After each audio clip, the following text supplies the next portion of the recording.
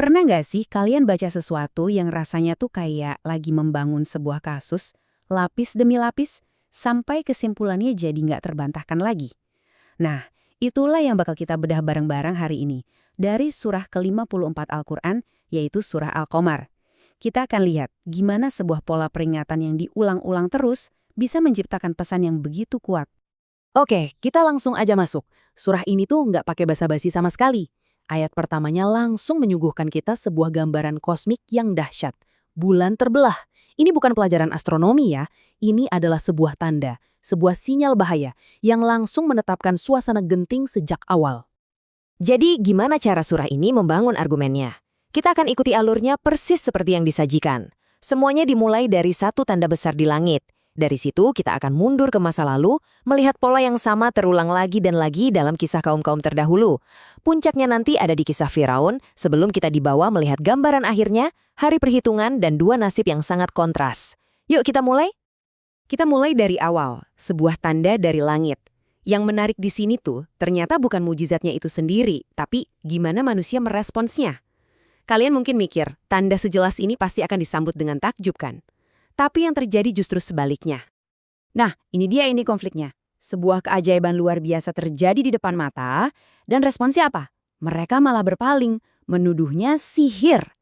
Kenapa bisa begitu? Karena, menurut teks ini, mereka lebih memilih ngikutin hawa nafsunya sendiri. Ini adalah pertarungan klasik antara kebenaran yang gamblang dan keras kepalanya keinginan manusia. Sekarang kita masuk ke bagian yang menurut saya pribadi paling keren. Surah ini nggak cuma berhenti di satu peristiwa aja, ia ngajak kita melihat sejarah dan menunjukkan sebuah pola yang terus-terusan berulang. Sebuah pola sebab akibat yang sangat jelas dan konsisten. Dan inilah kalimat yang bakal jadi semacam soundtracknya argumen ini. Maka betapa dahsyatnya azabku dan peringatanku. Coba perhatikan baik-baik kalimat ini, karena kita akan mendengarnya lagi dan lagi. Setiap kisah sejarah nanti akan kembali ke pertanyaan retoris ini untuk memperkuat pesan tentang adanya konsekuensi. Jadi, apa aja buktinya? Oke, kita lihat langsung beberapa studi kasus penolakan dari sejarah dan perhatikan gimana polanya selalu sama. Kasus pertama, kaum Nuh. Mereka bukan cuma menolak, mereka ngejek utusan mereka, menyebutnya orang gila. Konsekuensinya, bukan sekedar hujan badai biasa loh. Teks ini menggambarkannya seolah-olah seluruh dunia jungkir balik. Pintu-pintu langit dibuka lebar dan mata air menyembur dari dalam bumi. Sebuah hukuman air yang benar-benar total. Polanya lanjut lagi nih, sekarang ke kaum Ad. Kali ini hukumannya datang dari udara. Coba bayangkan, angin yang begitu kencang dan nggak berhenti-berhenti yang bisa nyabut manusia dari tanah seolah-olah mereka itu cuma batang pohon kurma yang kosong di dalamnya. Gambarannya kuat banget. Kisah kaum Samud ini menyajikan polanya dalam sebuah drama mini yang ringkas dan jelas. Langkah 1, sebuah ujian datang, seekor unta betina. Langkah 2, aturannya dikasih, air minum harus dibagi. Langkah 3, aturan itu dengan sengaja dilanggar, mereka malah membunuh unta itu. Konsekuensinya cepat dan final, satu suara teriakan yang dahsyat menghancurkan mereka semua. Dan kita lihat lagi polanya di kaum Lut. Penolakan mereka udah kelewat batas, bahkan sampai mencoba mengganggu tamu-tamu malaikat.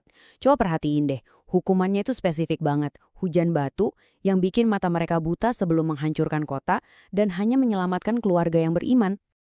Nah, setelah serentetan contoh tadi, surah ini seolah-olah ngajak kita berhenti sejenak. Teks ini berhenti dan mengajukan pertanyaan yang sama, pertanyaan yang jadi intinya. Dan pertanyaan ini bukan cuma buat mereka di masa lalu, tapi juga buat kita yang mendengarnya hari ini kan? Setelah semua ini, adakah yang mau mengambil pelajaran? Untuk benar-benar mengunci argumennya, surah ini ngasih satu contoh terakhir, dan ini mungkin yang paling kita kenal semua, kisah Firaun. Ini adalah puncak dari semua studi kasus sejarah yang udah kita bahas. Dan ini dia, poin kuncinya. Perhatikan kata-katanya. Kaum Firaun itu menolak semua mujizat. Bukan satu, bukan dua, tapi semuanya. Penolakan total ini akhirnya dijawab dengan kekuatan dari Zat yang Maha Perkasa yang sekaligus jadi penutup dari bagian pembuktian sejarah. Dan disinilah narasinya berbelok tajam. Tiba-tiba fokusnya bukan lagi masa lalu, tapi masa kini. Teks ini mengajukan pertanyaan yang sangat langsung dan menantang ke pendengarnya saat itu, dan juga ke kita. Apa kalian pikir kalian lebih baik daripada mereka semua yang udah dihancurkan itu? Oke, setelah pola sejarah dibangun, setelah para pendengar ditantang, sekarang teks ini bergerak ke konsekuensi puncaknya.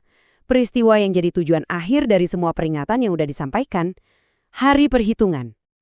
Dan gimana suasananya digambarkan? Wah, ini jauh dari kata tenang. Teks ini melukiskan gambaran manusia yang keluar dari kubur dengan pandangan tertunduk lalu menyebar ke segala arah, persis kayak gerombolan belalang. Sebuah gambaran yang pas banget untuk kekacauan dan keputusasaan total. Bagi mereka yang terus-menerus mengikuti pola penolakan, nasibnya digambarkan dengan sangat gamblang.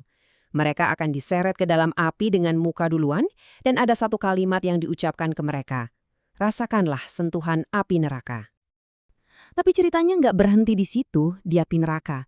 Justru untuk melengkapi gambarannya, surah ini ngasih kita kontras terakhir yang tajam banget.